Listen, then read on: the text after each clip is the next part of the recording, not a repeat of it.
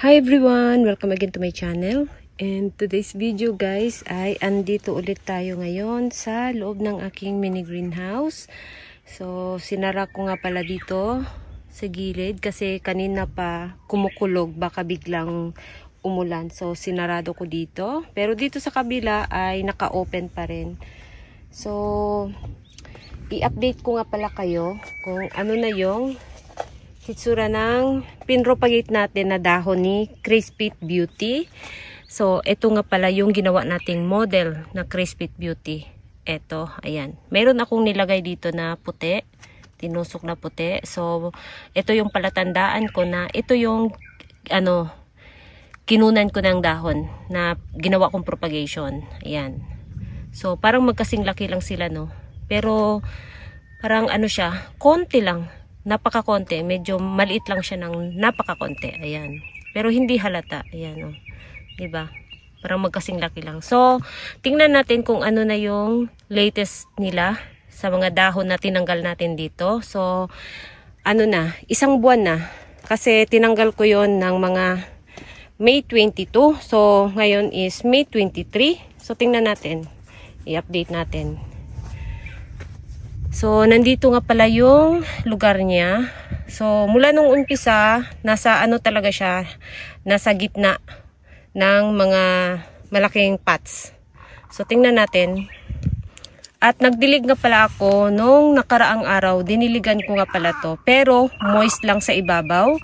So, mula nung diniligan ko, ngayon ay pangatlong araw. So, tingnan natin after 3 days mula nung binasa ko yung kanyang lupa. Ayan, wala na tayong makitang moist. Ayan, tuyong-tuyo na siya guys. Ito kasi guys, yung dahon, kapag nagpropagate kayo ng dahon, huwag ninyong i-full water kasi nga wala namang sumisipsip sa tubig. At dahon pa lang naman yung nilagay natin, kahit magkaroon siya ng ugat, ay napakakunti lang ng ugat. So saan naman niya ilagay yung mga ekstrang tubig sa daming sa dami ng dinilig mong tubig? Saan naman niya i-keep yun? 'Di ba wala? So mas matagal siyang matuyo. So magmamashi yung mga leaf propagation natin. So moist lang sa ibabaw. At tingnan natin. Ito na yung hitsura guys after 1 month. Kung nakita ninyo, mayroon na siyang maliit na pimple at may mga ugat na. Tapos, etong isa dito, mas malaki. Ito. Ayan. Mayroon na guys. Ayan na. So, parang halos lahat mayroong mayroon ng ugat. Ay, ayan, natanggal na. Ayan, may ugat na guys. So, hindi ko nagalawin yung iba kasi baka magasgas yung ugat, ayun, magkaroon pa ng mga sakit, mapasukan ng mga bakterya, ayun, masira patuloy yung ating leaf propagation. So, yung mga tinanggal nating dahon ay yun pa rin, wala pa rin na dito, natanggal. Kumbaga, nagkasakit or nagmashi, yun pa rin sila. 7 pa rin yung natin dito. Ayan. Intact pa rin sila guys, kumpleto pa rin. Ayan, meron ng mga ugat at meron ng maliit na pimple, yung 2 dahon na ito. So, hindi ko alam yung iba, basta merong nagpipink siya. Nagpipink at meron na ring ugat. Ayan, maliit na ugat. So, ayan yung hitsura after 1 month. Mamaya ayusin ko na lang to. Ayan. Ito siya, may maliit siya na parang tuldok. Hindi siya kita sa camera, pero nakikita ko may maliit siya na tuldok. Mas maliit lang ng konti nito. Ayan. So, ayan yung latest update ng ating Crispit Beauty after 1 month. Ayan. So, dito yung lugar niya. So, hindi ko siya inilipat-lipat kung saan-saan. So, mula nung umpisa, ito talaga yung lugar na pinaglagyan ko sa kanya. Nakaka-receive siya dito ng init kapag tanghali na kasi nga, ngayon ay, pa-summer na sa amin. So, yung sikat ng araw ay paibabaw na, hindi na siya patagilid. Kasi kapag autumn kasi, ang sikat ng araw patagilid. Pero kapag papuntang summer na, unti-unti nang pataas yung sikat ng araw. Ayan. Ang lakas ng kulog guys, kung narinig ninyo sa background. Ayan. So, umaga at hapon, hindi siya nakaka-receive ng sunlight. Pero kapag tanghali na, nakakakuha siya ng sunlight. Kaya lang, dito sa loob ng mini greenhouse ko ay mayroon. Ayan, UV cut. So, hindi siya full sun. Or, Yan. So, yan yung latest ng ating Crispy Beauty. And then, eto rin, sinabay ko na rin tong diligan yung aking mga baby propagation. Ito, kasi sobrang dry na rin. At, after 3 days, yung ibang dahon, nagbukahan na. Kung nakita ninyo, ayan. Ito, hindi pa rin bumubuka. Ito. So, baka wala pa siyang ugat, kaya ganyan, hindi pa bumubuka.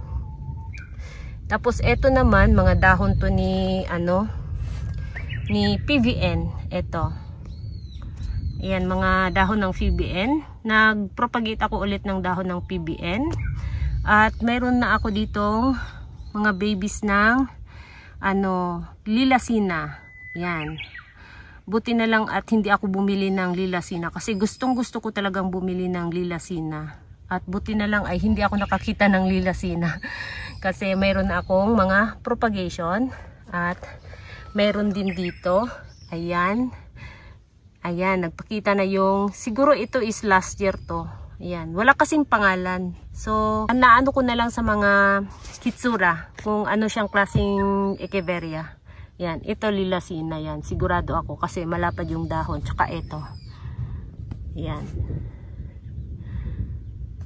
So, yan guys, at mayroon tayo ditong isang ebony. Ayan. Propagation na ebony na dahon. So, at mayroon din tayo ditong Crispy Beauty. Yung autumn na pinropagate ko na dahon, ito. Yung dahon sa sa flower stalk, ito. Autumn ba or mga bandang December? Kasi nagsisimula nang magkaroon ng bulaklak yung yung Crispy Beauty ng mga December. So kapag mayroon na siyang bulaklak, yung mga dahon sa flower stalk, tinatanggal ko, ginagawa kong propagation. So baka baka mga bandang December yan. Yan, December or January. And then meron ulit ako ditong mga si Madiba. Ito may bump guys Itong dahon na to may bump. Ayan. May bump siya. So, yung Madiba ko, pinaka mother plant ng Madiba ko, ito lang, nag-iisa. Parang may sakit yata siya Parang nag-iba yung kulay niya sa dahon. Ayan. Ito yung pinaka mother plant ng mga baby Madiba ko. Dito ako kumuha ng propagation. Dahil hindi siya namumulaklak, hindi siya nagkakaroon ng flower stalk. Ang ginawa kong leaf propagation nito ay yung dahon niya sa baba. Ayan, kapag niripat ko siya, tinatanggalan ko siya ng dahon. Pero ngayon, dahil palaki na siya ng palaki, kapag nagripat ako sa kanya, hindi ko na tinatanggal yung dahon. Kasi nga, kapag sobrang laki na yung dahon, mahirap siyang i-propagate sa dahon kapag sobrang laki yung dahon. Mas maganda kung maliit yung dahon. Ayan. Tapos, ito na yung na-i-propagate ko. Yan, medyo marami akong na-i-propagate na Madiba. Kaya lang, yung mga iba kasi, hindi natin maiwasang magkasakit, manglagas. Kaya yung mga nanlagas na mga dahon, yun na naman yung ginagawa kong leaf propagation. Ayan, tapos meron tayo doon sa garden, yung mayroon din akong hinedcut, ayun. So, eto na lang yung ginawa kong mga propagation na ginawa kong ngayon, collection, ayan. Bali, 5. Tapos, ito may bump siya. Ito may bump. Pero yung mga kasunod na dahon, wala namang bump. Yan. Pero ito, sunod-sunod yung bump. Kung nakita ninyo, yung mga dahon niya, may mga, ano ba to? Tawag nito. Ayan. Parang may mga kaliskis. Diba? Ayan. Ito rin. Tingnan niyo. Ayan, So, ito siya. Parang, yung bump niya. Tuloy-tuloy. Tapos ito lang yung dalawa. Tapos yung bago, hindi ko alam. Wala pa namang nagpakita. Tapos ito, mayroong konti. Ito rin dito. Tapos itong dalawa, wala. Tapos yung nilagay ko dito, sa loob ng mini greenhouse na garden, ay mayroong bump. So, ewan ko bakit nagkakaroon siya ng bump, na yung mother plant nito ay wala namang bump. Ayan. Tapos dito rin, din ako dito. Nagdilig din ako dito kasabayan ng mga propagation ko. Ayan. sinabay ko na. So, kung nakita ninyo, malaki na yung mga babies ko. Ayan.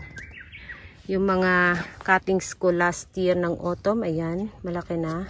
At parang may kumakain dito, guys. Nasira yung dahon. Nasira yung dahon. Parang may kumakain siya. Ewan ko ba. So, nung nakaraan kasi, mayroon ako ditong nakitang, parang lang siya, parang tangkay na, uod. Pero uod siya kapag nasagi siya, gumagalaw siya. Kaya mayroon ditong kinain, oh. Yan, kinain ng uod, guys. Nakalbo, diba? Yan. Yung tinuso ko dito na, variegated minibel. At, magka-cuttings nga pala ako ngayon. Ito yung i-cuttings ko. Ito, mga, ko. Sino nga to? Si Ruby Tent. Ayan, i-cuttings ko to, guys. Muna natin dito sa harap. Ayan, para abot. Yan, abot ko na si Ruby Tent. So, ito yung mga propagation ko na, Ruby Tent. So, ika-cuttings ko para magkaroon siya ng mga bagong suloy system. Yan. Dito banda.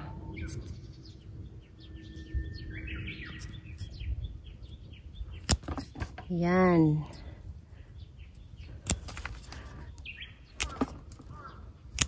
So, ayan. Ganyan na yung hitsura, guys. Tapos, ito siya. Yung dahon ni Ruby Tent, pwede ninyong gawing leaf propagation. Nagkakaroon siya ng baby, guys, sa dahon. Ko na kasi nasubukan ko nang mag-propagate sa dahon ng Ruby Tent. So, nagkakaroon siya ng baby sa, dahon. I-leaf propagation, pwede siya. Hindi katulad ng blue jelly beans. Medyo mahirap i-leaf propagation yung blue jelly beans. Kasi nasubukan ko na rin mag-propagate ng blue jelly beans sa dahon.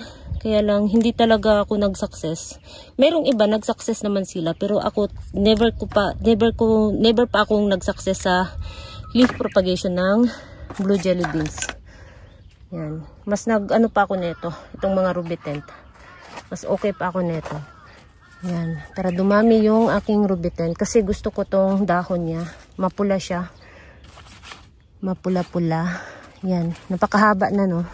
Nung kinatings ko to, parang ganito lang din kalaki.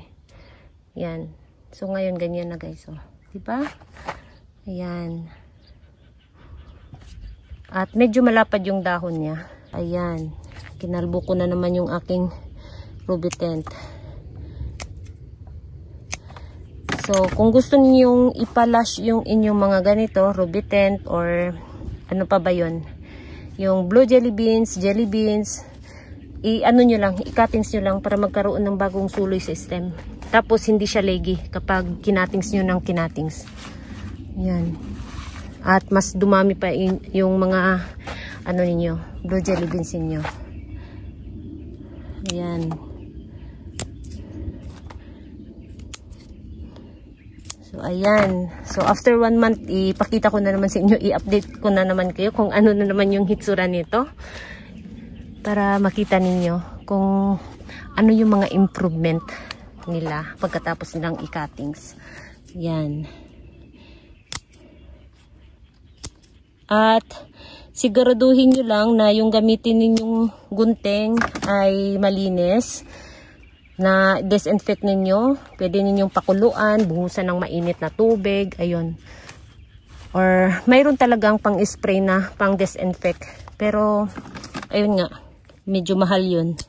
So nyo na lang, pakuluan nyo na lang or buhusan ninyo ng mainit na tubig. Yan. So itong isa dito is maliit pa. So hindi na natin putulin. Yan. So, kung nakita ninyo, may mga space dyan na bakante. Kasi, mayroong pumunta dito na nanghingi ng succulents. So, binigyan ko na lang. Pero yung mga binigay ko is yung mga mabilis lang alagaan, katulad nito. Ito yung binigay ko. Ayan, kasi mabilis lang itong alagaan. Tapos, kapag, beginner ka, mas gusto mo yung mga ganito. Yung mga cluster. So, ito yung mga binigay ko. Ayan. Yung mga madali lang katulad nito, ayan, binigay ko rin. Nagbigay din ako nito kasi madali lang kasi itong alagaan, lalo na sa mga beginner. Itong si Topsy-Turvy, sino pa to? Si Pretty and Pink, ayan. mabilis to. Tapos, binigyan ko rin ng mga sedum, ayun, para naman matuwa sila. Ayan, ma-inspired sila na mag-alaga din ng mga succulents. Tapos, ayun, peach boy. Ayan, binigyan ko rin sila ng peach boy, kaya may mga bakante dyan. Dito rin, ayan, may mga bakante. Kasi binigay ko sa, kakilala ng mga in-laws ko. Nagpunta dito, ayan. Hindi naman sila, nag-aalaga ng succulents. Pero dahil nga, first time nilang nakakita ng ganito, ayun. So, ayun, binigyan ko ng konti. So, ayun, natuwa naman sila, guys. So, yun lang, guys, ang latest update natin. Parang uulan na, guys. Napaka na yung langit ngayon. Ayun, oh. Diba? Masama ang timpla ng langit ngayon, guys. So, uuwi na ako. Ayun lang. Latest update ng ating pinpropagate na Crispy Beauty. Ayan. Thank you so much for watching and please don't forget to subscribe and like to my channel. Sa hindi pa nakapag-subscribe, please subscribe my channel at i-click nyo na rin ang bell button para ma-update kayo pag nag-upload ako ng bagong video. Thank you so much for watching and see you on my next video. Bye-bye!